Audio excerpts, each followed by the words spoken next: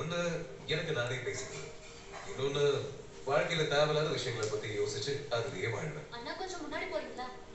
அதே மாதிரி எனக்கு ரெண்டு ஆசையும் இருக்கு. ஒண்ணு, நான் ரொம்ப பெரிய மியூசிக் டைரக்டர் ஆகணும்.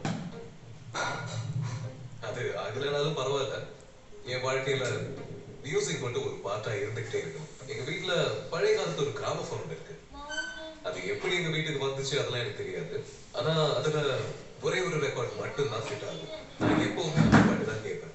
ஆரம்பத்துல இரிட்டேட் ஆகிட்டு இருந்துச்சு, ஆனா காலப்போக்குல அது என்னோட ஃபேவரட் ஆயிடுச்சு. என் வாழ்க்கையில எல்லா இடத்துலயுமே மியூசிக் அப்சர்வ் பண்ண ஆரம்பிச்சு.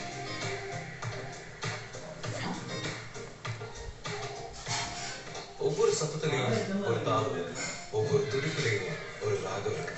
அந்த தாளமும் ராகமும் இணையும் போது சங்கீதம் உருவாகுது. நான் என் வீட்டை விட அதிகமா